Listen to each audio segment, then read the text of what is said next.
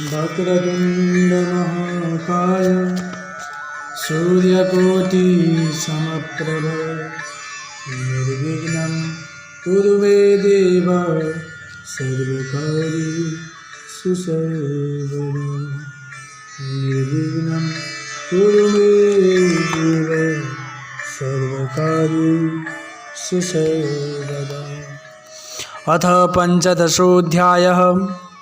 कुमार जी आज्ञा गर्नुहुन्छ, हे अगस्त्य मुनि, एक दिन माता पार्वतीले स्नान गर्ने समयमा बुकुवाधस्त निस्किएको मैलले मूर्ति बनाई द्वारमा पालिराख्नुभयो।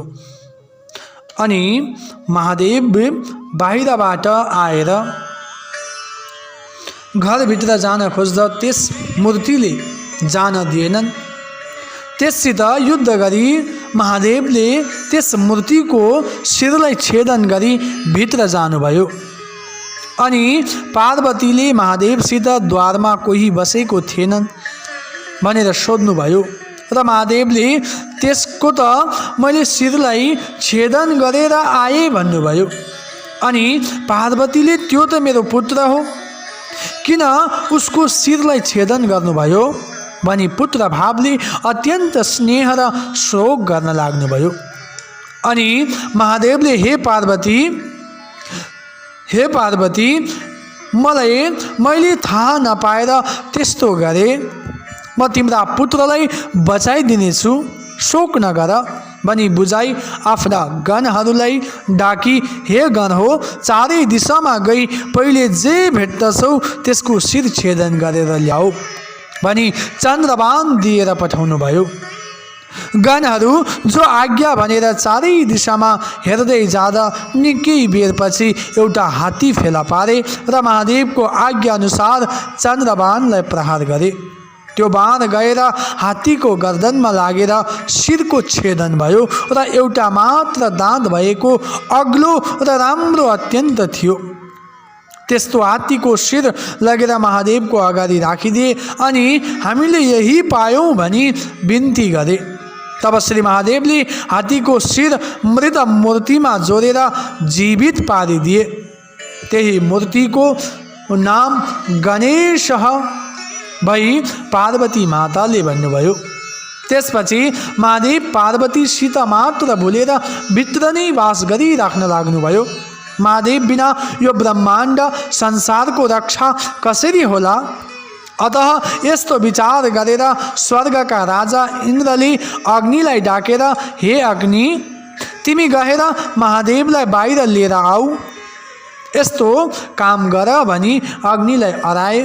इन्द्रको वचन सुनि अग्निले होस् भनी कैलाश पर्वतमा गएर भित्र जान लाग्दा द्वारपालले जान दिएनन् र अग्निले आफ्नो सूक्ष्म स्वरूप वायुको रूप धारण गरी अनि एउटा सानो पालबाट भित्र पसेर भिक्षुकको रूप भई महादेव र पार्वती एकान्तमा वास गरेको स्थानमा पुग्दछन्। त्यस्तो किसिमले भित्र आएको अग्निलाई देखेर महादेव अत्यन्त रिसाई भस्म गर्न लाग्नुभयो। तब जगतमाता पार्वतीलाई अत्यन्त दया लाग्यो र बिन्ती गरिन्, हे नाथ, भिक्षा माग्न आएका भिक्षुकलाई भस्म पार्नु हुँदैन, यो त अनुचित हो। यी भिक्षुक नजानेर भित्र आएछन्, बरु तपाईँ यी भिक्षुकलाई केही दिएर दिनु अनि यी भिक्षुकलाई विदा गर्नुहोस्। यस प्रकार माता पार्वतीले भन्नुभयो। अनि महादेवले के दिउँ भनेर यत्र तत्र हेर्नुभयो, केही पनि प्राप्त नभएपछि महादेवले आफ्नो हातमा आफ्नो तेजस स्वरूप वीर्यलाई थापेर लौ भिक्षा भनेर ती भिक्षुकलाई प्रदान गर्नुभयो। अग्निले पनि त्यो वीर्यलाई लिएर शिवको अमोघ तेजलाई अग्निलाई लिएर निलिदिए अनि गर्भ रह्यो। अग्नि डराई यो अनर्थ हुन लाग्यो भनी त्यहाँबाट गङ्गाको किनारमा गएर कुशको एउटा झाङमा उकेलिदिए। त्यो वीर्य अत्यन्त तेज स्वरूप थियो, आगो बले चाहिँ त्यो बलिरहेको थियो। अनि त्यसै वखतमा सप्त ऋषिका पत्नीहरू गङ्गा स्नान गरेर फर्कँदा त्यस स्थानमा आगो बलेको देखेर कसले आगो बालेर आएछ ताप्न जाउँ भनेर गए। एउटीले चाहिँ अर्काले बालेको आगो ताप्नु हुँदैन भनी गएनन्। 6 जना आगो तापेर घर गए। ती आगो ताप्ने जतिले 6 जनाको गर्भ रह्यो र ऋषिहरूले थाहा पाए तिमीहरूले कसरी गर्भ रह्यो भनी सोधे। ऋषि पत्नीहरूले केही उत्तर दिन सकेनन् र ऋषिहरू रिसाई श्राप दिए। अनि ती ऋषि पत्नीहरूले पनि त्यो तेजस स्वरूप वीर्यलाई गङ्गामा गएर उकेलिदिए। आकाशमा गएर षट्कृतिका तारा भइरहे। त्यही वीर्यबाट षड्वक्त्र अर्थात् 6 मुख भएका दिव्य एक कुमारको उत्पन्न भयो।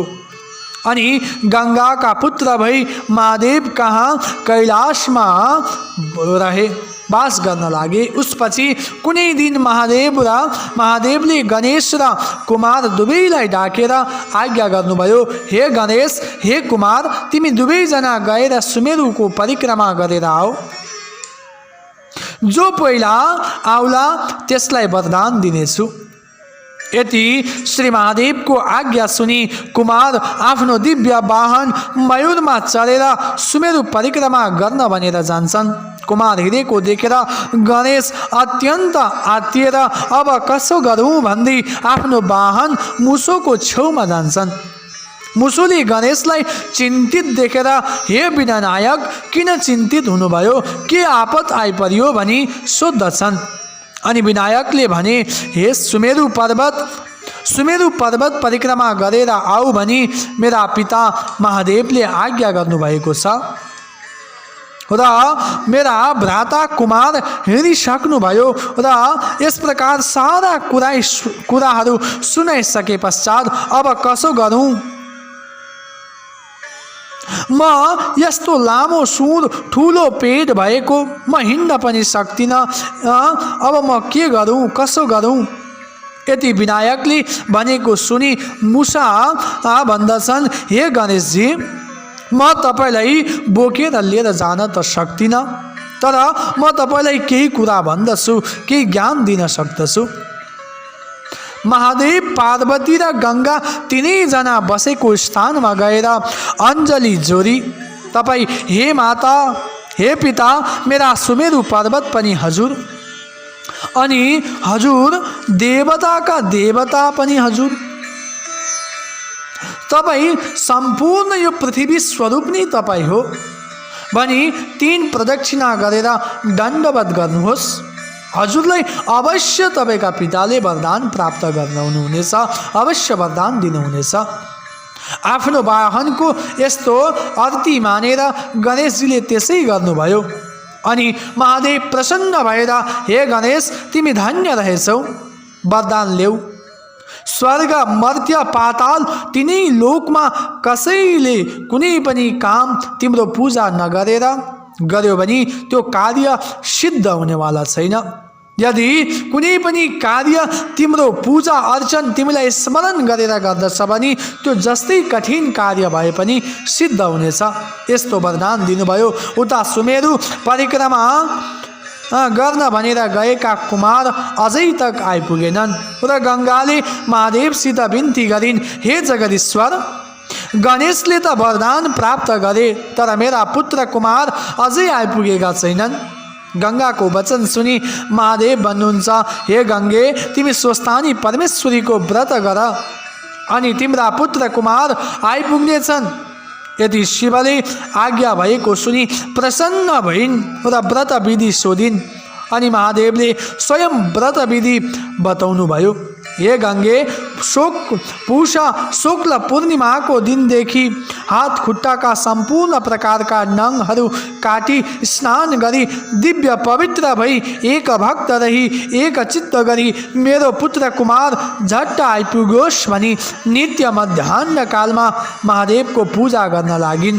महीना दिन भयो र माघ शुक्ल पूर्णिमाको दिन 8800 रोटी, 8800 बेली पुष्प, 8800 अक्षता, 8800 पान, 8800 कुर्का सुपारी र पञ्चामृत वस्त्र, फल मूल, धूप दीप नैवेद्य आदि समस्त वस्तुहरू तयार पारेर आरसीमा ओमकार लेखी स्वस्थानी परमेश्वरीको पूजा गर्न लाग्नुभयो र अर्घ स्तुति गरिसकेको पश्चात झिक्न लाग्दा श्री स्वस्थानी परमेश्वरीको व्रतको प्रभावले कुमार त्यहाँ आइपुग्नुभयो। अनि गङ्गाले धन्य श्री स्वस्थानी परमेश्वरी भनी आफ्ना पुत्रलाई प्रसाद र आशीर्वाद प्रदान गरिन्। अनि कुमारले महादेव कहाँ गई बिन्ती गरे, हे पिता, म पनि सम्पूर्ण सुमेरु पर्वतहरू भ्रमण गरेर आए, अब मलाई पनि वरदान पाऊँ।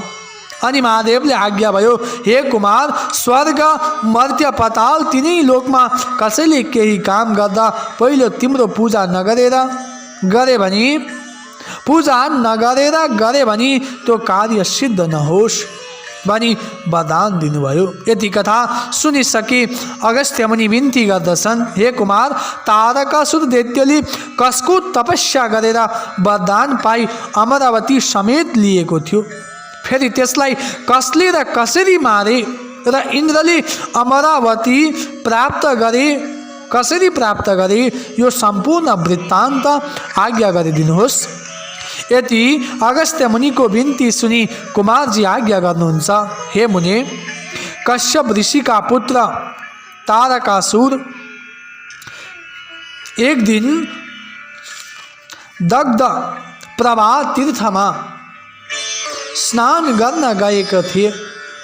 त्यही पेइची मुनिले तपस्या गरेको देखेर उसलाई पनि तपस्या गर्न मन लाग्यो र पेइची मुनिसँग सोधे, हे मुनीश्वर, तिमीले तपस्या गरेको देख्दा मलाई पनि तपस्या गर्न मन लाग्यो, अत कसरी गर्ने हो? मुनिले भने, हे तारकासुर, तिमीलाई तपस्या गर्ने इच्छा भयो, यिनै दुग्ध प्रवाह नदीको सिंहानमा हिमालय पर्वत छन्, त्यही गई ब्रह्माजीको तपस्या गर। मुनिको उपदेश सुनि त्यतैबाट सरासर हिमालय पर्वत पुगी ठुलो कष्ट सहेर 1000 वर्षसम्म ब्रह्माको तप आराधना गरे। अनि ब्रह्माजी प्रसन्न भएर सामुन्य आई आज्ञा गर्नुहुन्छ, हे तारकासुर, तिम्रो तपस्याले म अत्यन्त प्रसन्न भए, भन तिमीलाई के वरदान चाहिन्छ, माग। अनि तारकासुरले ब्रह्मालाई दण्डवत प्रणाम गरी बिन्ती चढाए, हे ब्रह्मन, हजुरले सृष्टि गरेको 5 वर्ष नागिसकेको कुनै पनि प्राणी मलाई सङ्ग्राममा मार्न नसकुन्, फेरि जसले मेरो शिर भूमिमा खसल्ला त्यसको पनि तत्काल शिर फुटेर मरोस्, फेरि म समस्त देवतालाई जित्न समर्थ हौँ। यस्तो भन्दा ब्रह्माजी तथास्तु भनी ब्रह्मास्त्र समेत दि अन्तर्ध्यान हुनुभयो। त्यसपछि तारकासुर उन्मत्त भएर कसैलाई तृण बराबर पनि नठानी अनेक दानव साधहरूले अमरावती गए। त्यसरी सैन्यसहित तारकासुर आएको देखि देवराज इन्द्र रिसाई सकल देवता साथले आफ्ना आफ्ना शस्त्र अस्त्रहरू लिएर सङ्ग्राममा अघि सरे। दुवै पक्षको भयङ्कर युद्ध हुँदा देवताहरूले तारकासुरको कोटि कोटि सैन्यहरू मारिदिए। आफ्ना सेनाहरू त्यसरी नाश भएको देखि तारकासुरले आफ्ना गुरु शुक्राचार्यलाई बिन्ती गरे, हे गुरु, देवताहरूले मेरा अनेक सेनाहरू मारिसके, के उपाय गरौँ? अब हजुरले हाम्रो उद्धार गर्नु पर्यो। तारकासुरको त्यस्तो प्रार्थना सुनि शुक्राचार्यले सञ्जीवनी विद्याको प्रयोग गरेर जल छर्किने साथ सम्पूर्ण ती अचेत भएका मृत्युको मुखमा परेका दैत्यहरू समस्त जीवित भए र फेरि यी आफ्नो बल पराक्रम साथ युद्धमा अघि सरे। त्यसरी आफूले मरिसकेका दैत्यहरू फेरि शुक्राचार्यले बचाइदिएको देखि इन्द्र रिसाई ऐरावत हात्तीमा चढेर वज्र प्रहार गरे। यसरी देवता र दैत्यको 10,000 वर्षसम्म घोर युद्ध भयो। त्यसमा दुवै पक्षका कोटी कोटी सेनाको संहार भयो। दैत्यहरू मरे पनि शुक्राचार्यले बचाइदिने र देवताहरू मरे हुने भएर इन्द्र समेत समस्त देवता हार मानी स्वर्गबाट भागी गुरु बृहस्पति कहाँ गएर सङ्ग्रामको सारा स्थिति बताए। अनि गुरु बृहस्पतिले भने, हे सुरराज, यस सङ्ग्राममा तिम्रो विजय हुन सक्दैन, किनकि तारकासुर दैत्यले 1000 वर्ष कठोर तप गर्दा ब्रह्माजी प्रसन्न भई मैले सृष्टि गरेका 5 वर्ष नागेका प्राणीले मार्न सक्ने छैनन्, यस्तो वरदान दिनुभएको छ। अत तिमीहरू महादेवको शरणमा जाऊ भन्दा देवताहरू त्यहाँबाट आई मर्त्य मण्डलको मृगस्थलीमा लुकेर बसेका थिए। देवताहरू भागेपछि तारकासुर तिनै लोकको राज्य भोगी सुखपूर्वक रहेको थियो। अनि हे मुने, अमरावतीबाट सम्पूर्ण लखटिएका सुरेन्द्र धेरै कालसम्म त्यहीँ लुकिरहे। पछि एक दिन समस्त देवताहरूलाई डाकेर भने, हे देवता हो, पापिष्ट तारकासुरले अमरावती खोसेर हामीलाई अनेक दुःख दिएको धेरै समय भइसक्यो। अब त्यसको संहार गरेर फेरि हाम्रो त्यो अमरावती लिनुपर्दछ। त्यो कसरी भने, महादेवका कुमार र गणेश 2 पुत्र भएका छन्। तिनले हाम्रो शत्रु तारकासुरलाई अवश्य मारिदिनेछन्। अब कैलाशमा महादेवसित आफ्नो दुःख बिन्ती गरौँ। यति सल्लाह गरेर सबै देवता सहित इन्द्र शिवजी कहाँ पुगे। अनि हे जगदीश्वर, पापिष्ट तारकासुरले अमरावती खोसी हामीलाई दुःख दिएको हो, धेरै काल भइसक्यो। अब त्यसको संहार गरी समस्त देवताहरूको कल्याण गरिदिनुहोस्। इन्द्रादि देवताहरूको यस्तो प्रार्थना सुनि महादेवले भन्नुभयो, हे देवता हो, तारकासुरलाई मैले मार्न हुँदैन, मेरा पुत्र कुमारले मारिदिनेछन्। अब समस्त देवता यक्ष गन्धर्व आदि कुमारलाई सेनापति बनाई युद्ध गर्न जाओ, पछि म पनि आउनेछु। यदि महादेवको आज्ञा सुनि इन्द्रादि 33 कोटी देवता यक्ष गन्धर्व भूत प्रेत प्रमथगण समेत भई तारकासुरसँग युद्ध गर्न पिनाक धनु लिई प्रस्थान गरे। गणेशलाई भन्न बिर्सेछन्। अनि गणेशले आफ्नो वाहन मुसोसित भने, हेर, मलाई वरदान दिएर पनि हेला गरिरहेका छन्। गणेशजीको कुरा सुनि मुसोले भने, हे विनायक, हजुरलाई अन्यथा गरेको होइनन् भन्न बिर्से, म अहिले सम्झाएर आउँछु भनी गएर प्रस्थान गरिरहेका पिनाक धनुको ताँडो काटेर आए। त्यस्तो देखेर देवताहरूले यो प्रस्थान भएन, विघ्न पर्यो भन्न लागे। तब महादेवले आज्ञा भयो, हे देवता हो, विघ्न परेको होइन, तिमीहरूले मेरा पुत्र गणेशलाई भन्न बिर्सेछौ, उसलाई पनि लिएर जाऊ। यति महादेवको आज्ञा गरेपछि गणेश सहित सबै अमरावती युद्ध गर्न गए। देवता र दैत्यको परस्परमा भयङ्कर युद्ध भयो। तारकासुर दैत्यले कुमारको रथ धचेती 1 योजन पछि हटाइदिए। त्यो देखेर कुमारले तारकासुरको रथ धचेती 4 योजन पछाडि हटाइदिए। अनि तारकासुरले खड्ग प्रहार गर्यो। कुमारले आफूतिर खड्ग आएको देखेर कानसम्म धनु खेची तारकासुर दैत्यको घिच्रो ताकि चन्द्रबाण प्रहार गरी त्यो चन्द्रबाण गएर दिनको सूर्यास्ताई रातको तारा नदेखि साँझको बेलामा तारकासुर दैत्यको शिर छेदन गर्यो। त्यो देखेर श्री महादेव तत्काल पुगेर तारकासुरको शिर भूमिमा पर्न नपाउँदै बीचमै गएर समाउनु भयो। गिद्ध युद्ध भूमिमा डल्यो अनि त्यो शिर युद्ध भूमिमा डल्यो। त्यसरी तारकासुर मरेको देखेर अरू दैत्यहरू सङ्ग्रामबाट भागेर आफ्नो आफ्नो प्राण रक्षा गरे। अनि समस्त देवताहरूले धन्य धान्य कुमार भनी उनको गुणगान गर्दै कैलाश पुगे।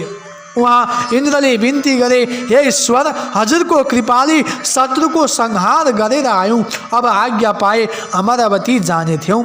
यति देवेन्द्रको प्रार्थना सुनि महादेवले तिम्रो राज्य निकण्टक होस् भनी बिदा दिनुभयो र इन्द्रादि देवताहरू श्री श्री महादेवलाई दण्डवत प्रणाम गरी अमरावती गएर आनन्द राज्य गर्दा भए।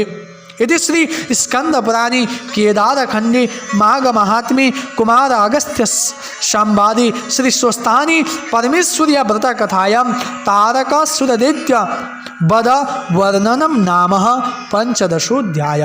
यसैको साथ आजको इस दिव्य स्वस्तानी परमेश्वरी को कथालाई हामी यही विश्राम दिन्छौं अनि हामी यसरी नै नित्यप्रति कथालाई श्रवण गर्नेछौं।